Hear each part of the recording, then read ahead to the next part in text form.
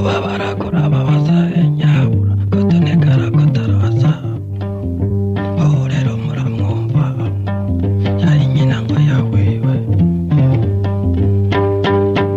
hati mbega mwana